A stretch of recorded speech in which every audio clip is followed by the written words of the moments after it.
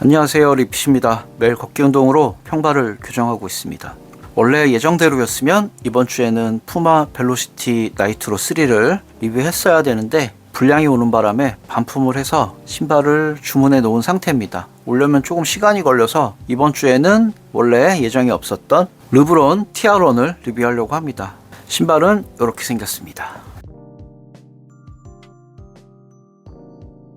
워킹 리핏이 맨날 걷는 신발을 추천하는데 왜 갑자기 트레이닝화일까? 그게 좀 궁금하실 텐데요. 다 이유가 있습니다. 작년에 제가 이 신발을 신고 엄청 많이 걸어 다녔습니다. 이 신발의 이름은 에어줌 TR1이에요. 제가 이걸 많이 신었을 때는 교토에서 32,000보까지 걸어봤습니다. 한 24~25km 정도 걸었던 날이 있었는데 굉장히 편했던 기억이 나서 꼭 신어보시라고 추천하고 싶은 신발입니다. 이렇게 설명드렸던 기억도 나네요. 장점도 있고 단점도 많은 신발입니다만 장점이 되게 많습니다. 일단 이 바닥에 농구화에 들어가는 줌 스트로벨 보드가 들어있어서 아주 얇은 에어 포켓층이 움직이는 느낌이라서 물침대 같은 느낌이다. 그렇게 설명드렸던 기억이 나는데 그래서 장시간 걷기에 굉장히 편한 신발이고요. 그 다음에 아무래도 실내에서 트레이닝을 하기 위해 만들어진 신발이다 보니 이 뒤축의 안정성이 엄청나게 좋습니다. 그래서 웬만해선 저 같은 평발이 신어도 발목을 잘 잡아주는 그런 성향을 가지고 있었고요. 이 슈레이스 부분에 끈의 고정력이 엄청나게 좋습니다. 이런 부분들 때문에 장시간 걷기에 굉장히 좋은 그런 신발이었죠. 겨울에도 잘 신었고요. 다만 아쉬운 점은 가피가 인조 스웨이드이다 보니 아무래도 구김이라던가 오염에 좀 취약한 면은 있습니다. 그런 거 빼고 나면 이 신발은 굉장히 좋은 신발이었던 기억이 있는 그런 신발입니다. 이 에어줌 TR1의 좋은 추억 때문에 제가 이번에도 르브론 TR1을 구매하게 된 거고요. 오늘은 간단하게 제형만 살펴봐 드리고 마무리하도록 하겠습니다. 일단 사이즈는 제 정 사이즈 260에서 반업을 해서 260으로 샀습니다. 뒤에 가서 설명드리겠지만 굉장히 넓어 보이는 발볼을 가지고는 있는데요. 여기 부분이 굉장히 낮아요. 그래서 정상 발볼이신 분들은 꼭 한번 신어보시고 구매하시는 걸 추천드려야 될 것 같습니다. 저도 불안한 느낌이 몰려오는 그런 앞콜을 가지고 있습니다. 265mm 기준 무게는 300g이 나가요. 그러니까 그렇게 무거운 무게는 아닐 것 같습니다. 에어줌 TR1이 307g이 나갔거든요. 그거보다 조금 더 가볍다고 보시면 돼요. 스니커즈라고 하면 어느 정도 수긍이 가는 무게다, 그렇게 보셔도 될 것 같습니다. 전체적으로 컬러가 나이키 좋아하시는 분들은 바로 첫눈에 알아보셨을 것 같은데 유명한 에어맥스의 컬러랑 상당히 많이 닮아 있더라고요. 회색도 투톤으로 그라데이션처럼 이렇게 들어가 있고요. 연두색 컬러도 이렇게 들어있어서 에어맥스 95, 그 모델하고 상당히 비슷하다는 느낌은 들었습니다. 정가는 159,000원이었고요. 에어줌 TR1은 129,000원에 구매했던 걸로 기억이 나는데 그거보다는 조금 가격이 있습니다. 르브론 TR1을 검색해 보니까 일단 르브론이 직접 농구장에서 이 신발을 신고 연습한 그런 영상도 있고 사진도 있습니다. 이 컬러는 아니고요. 미국 베이지 컬러 같은, 미국 성조기 컬러 같은 느낌인데 그것도 굉장히 이쁘긴 이쁘더라고요. 이 르브론 TR1은 총 4개의 컬러가 나올 거라서 이 컬러가 마음에 드시지 않는다고 하면 기다리셨다가 다른 컬러를 구매하셔도 될 것 같습니다. 저도 오늘 처음 만져보는 거기 때문에 부위별로 간단하게만 설명드리고 마무리하도록 하겠습니다. 나이키 공홈에도 그렇고 어디도 이렇다하게 소재에 관한 정보는 없더라고요. 그래서 오늘은 제 느낌만 간단하게 설명을 드리겠습니다. 네, 아웃솔부터 가보겠습니다. 엄청 연두색의 아웃솔이 들어가 있고요. 분할이 꽤 많이 되어 있는 구조로 되어 있습니다. 계속 에어줌 TR1을 놓고 설명드리는 게 맞을 것 같은 게 에어줌 TR1은 그래도 어느 정도의 내구성이 좀 있어서 그럭저럭 신을 만한 내구성이다, 이렇게 봤는데 길에서 걸으면 조금 갈려나갈 것 같은 불길한 느낌이 좀 오는 아웃솔을 가지고는 있습니다. 근데 정말 예쁘게 빠지긴 빠졌네요. 접지력은 나쁘지 않아 보이고요. 이렇게 안으로 음각으로 들어가는 형태의 아웃솔이기 때문에 그리 좋은 접지력은 아닐 것 같다, 그렇게 보시면 될 것 같습니다. 특이한 점이 아웃솔이 이렇게 바깥으로 접착이 되어 있는 방식이고요. 이 경계선 밑에까지 이 아웃리거가 미드솔을 덮으면서 싹 내려와요. 이게 굉장히 신기한 점입니다. 관리가 그리 쉬운 신발은 아닐 것 같다가 일단 첫 번째 느낌이긴 한데, 그러면서도 이렇게 아웃리거로 바깥에 두꺼운 고무가 많이 붙어 있으면 신발의 유연성에 조금 문제가 생길 것 같은데,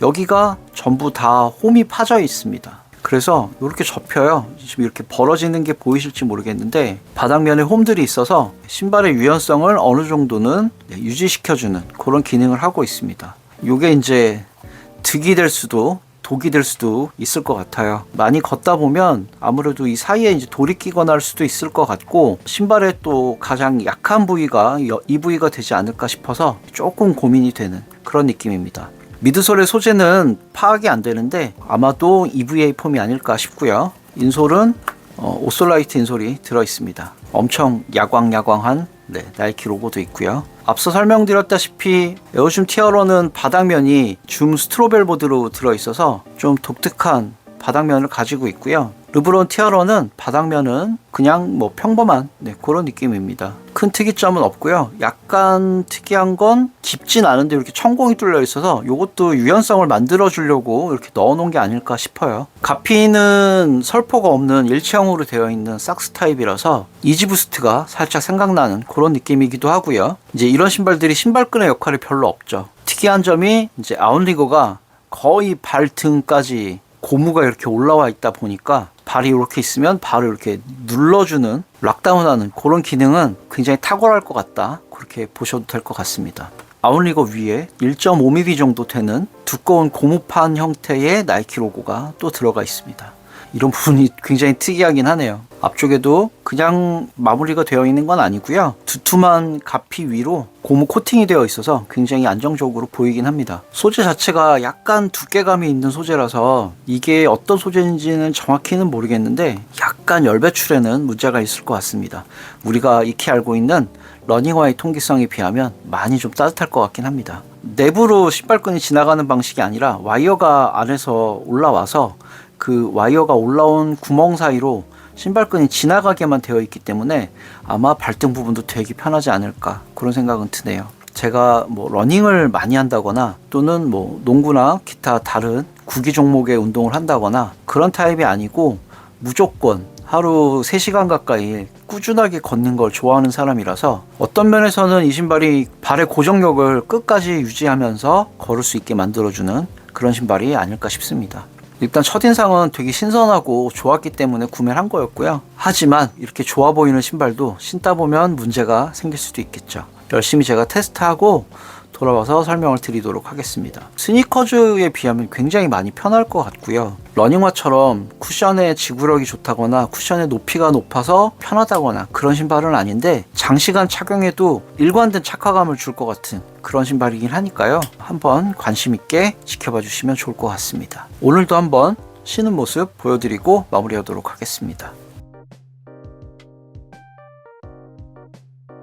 네, 저는 지금 르브론 티아론 그리고 반대편에는 에어줌 티아론 한 켤레씩 신어보고 있습니다. 네, 생각보다 조금 납작한 느낌이라서 에어줌 티아론은 약간 바닥이 좀 평평한 느낌, 그런 게 좀 있고, 르브론 티아론은 뒤쪽에 약간 쿠션이 있으면서 밑으로 살짝 떨어지는 그런 느낌이 좀 있습니다. 대신 아코 쪽에 두텁다던가 그런 느낌은 없고요. 살짝 얇은 느낌이 있어서 장시간 걷기엔 어떤 영향을 미칠지 조금 걱정이 되긴 합니다. 바닥면에 아웃솔 부분에 주름이 가 있다 보니까 유연성은 확실히 좋다고 느껴지고요. 가피도 두꺼운 느낌이라서 주름이 그렇게 심하게 가거나 하진 않을 것 같아요. 색깔도 어두운 편이라서 오염 없이 주름 없이 좀 오래 신을 수 있는 신발이 아닐까, 그런 느낌이 들고요.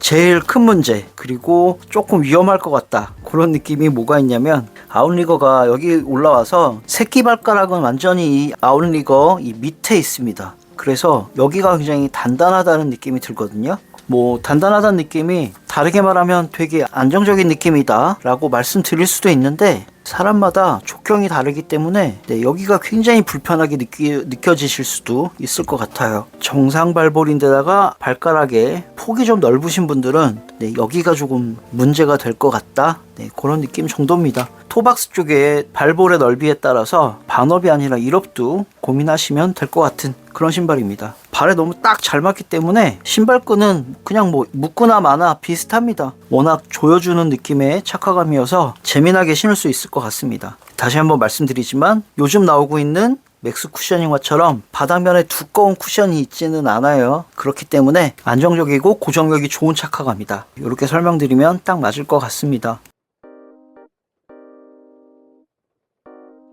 취미가 신발 구매 곧 걷는 거다 보니까 여러 신발들을 이제 많이 신어보게 되는데요. 나이키 한물 같다 이런 얘기들 컨텐츠들도 많이 보긴 보는데 제 생각을 그냥 간단하게만 말씀드리면 나이키는 예전 신발을 찾아보는 재미가 진짜 있거든요. 요건 제가 나이 먹은 사람이라 그럴 수 있습니다. 나이키가 여태 만들어서 판매한 신발의 라인업이 진짜 거의 무한대에 가까울 정도로 많기 때문에 디자인이나 컨셉이나 아이디어나 그런 부분들이 다시 가치를 인정받으면서 출시가 되는 날이 또 있을 것 같습니다. 창의적인 결과물들을 많이 만들었던 나이키가 결국은 위너 아닐까 하는 생각이 들더라고요. 요 르브론 티어런 보면서 딱 그런 생각이 들었습니다.